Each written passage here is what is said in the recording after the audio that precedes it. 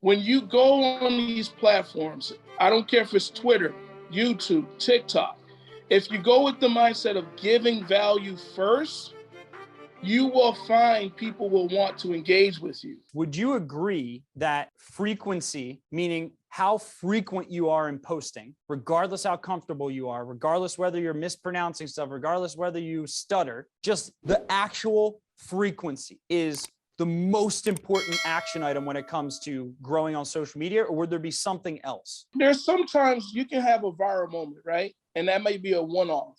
But the truth is engagement. So as you say frequency, I say engagement. And what I mean by that is even on LinkedIn, I have a huge following on LinkedIn because I'm highly engaged on LinkedIn.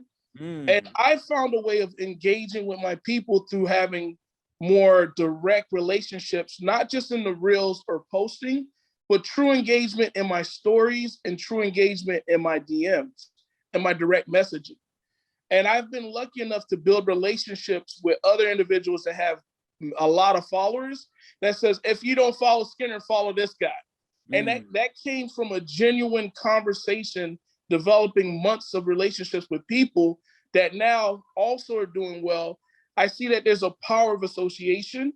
I also see that if you're frequently working on social media, you're going to get more comfortable with it.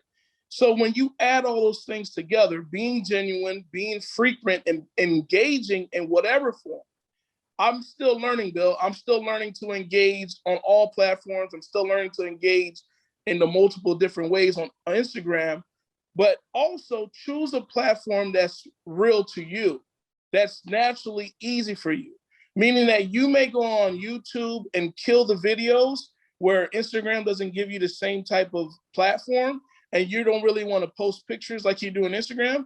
And you can be a monster on YouTube or you could be a monster on Twitter. If you like to look at cases and review them and provide articles, find a platform that is naturally engaging to you, crush that platform, and then take that platform itself to go into other platforms, which is what I'm doing now. You know, I haven't really done much on YouTube, but with your team, Bill, and learning how many different platforms and how to take content and retarget it and using different type of strategies, I'm doing it more so. And myself, I've kind of slowed down on social media because, Bill, I'm learning to be a little more intentional through the coaching that we've been talking about.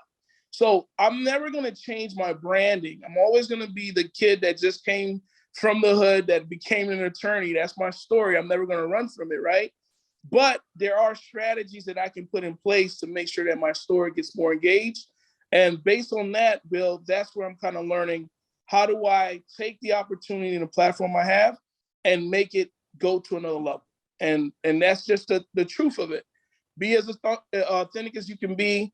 Know it's going to take work, but also embrace the journey and enjoy as you see yourself grow more and more by giving that value to followers and people that engage with you. One thing I do want to point out, which I just want everyone to be aware of, and this same thing, I've interviewed almost all of the top social media lawyers on this show. You know, Ali Awad we've had on. We've had Mark Wasserman, Pop Brothers at Law. We've had Mike Mandel on 3 times, Law by Mike. Those are all my guys, man. Yep. So we've had these, and I'm able to see the common denominators between guys like Skinner and these other guys who are all at the same level. And you know, it's so funny. You know, the only people I saw on platforms like Clubhouse right when it started trending, I saw Skinner, I saw Mark Wasserman, I saw Ali Awad, right? I saw no other lawyers on Clubhouse, right? And I saw Mike Mandel testing it out, right? I saw all of the people who had blown up in one platform have this gene, this thinking process where they're like, how can I pounce on the next opportunity?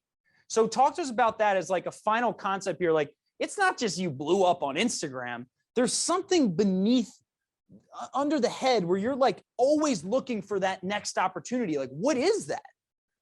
And Bill, I remember when we used to speak on those huge stages together on Clubhouse. Yeah. Even Clubhouse. So when COVID first happened in the pandemic and they shut the doors and no one was in the streets, everyone went to the internet, right? Yep. And even when we knew Clubhouse, maybe after the doors open, may not be as popular, the relationships that we made on Clubhouse, Bill, Yep. Because I went on Clubhouse, and before I knew it, I had like 7,000 followers, 8,000 followers, 11,000 followers. And all that just came from the first thing, which is what you do, Bill, giving value first. Yep.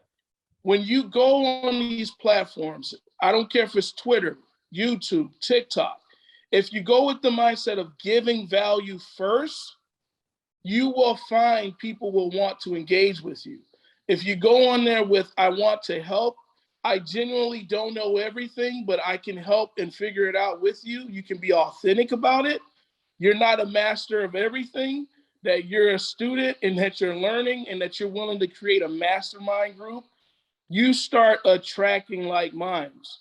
And that's a lot of the Ali Awad and a lot of the other guys, I met them on Clubhouse also. We exchanged phone numbers. We started talking about best strategies and saying what's working for you. Is it just about being popular and not getting cases? Or is it about getting cases and knowing how to engage with your clients after? When we start talking with you, Bill, how do you turn it from a lead gen to a conversion? These are all things that a lot of attorneys don't understand the process, but you got to be willing to put yourself in that environment, because when you see it, it starts generating new ideas. Yep. And what I always think about is, what is the next thing I need to do that will germinate the next thing after that? A lot of people are usually thinking about the thing that's in front of them, but if you go from 1 million to a $10 million law firm, you don't know what it takes to get to 100 until you get to that 10 million, because your issues change. Yep. So it's very hard to think about at a 1 million, how do I get to 100 million? Because there's a lot of steps and blind spots between that. And that's why I like to take action. So Instagram, Clubhouse, taking on different technologies, taking on different opportunities, it opens up my mind to let me know what's possible. Yep. And then when we create strategies around that, it lets me know, okay, this is what's going to take us to the next level. So I think taking action, learning, being patient with yourself, understanding nobody got it overnight, understanding it take time, and bring in the experts that are looking out for your best interests. I think that's a very, very, very key point of it. So that's what really got me here, Bill. Even with at 100,000 on Instagram, when I came and watched you, the first thing I said was, Bill is speaking my language, because I also use EOS. I'm like, Bill is actually doing these things. He's actually in the trenches. He's actually got results. I want to partner with him. It's the same thing with social media. You'll be surprised the partners that will come out because they see that you're engaging. And that's how I look at it.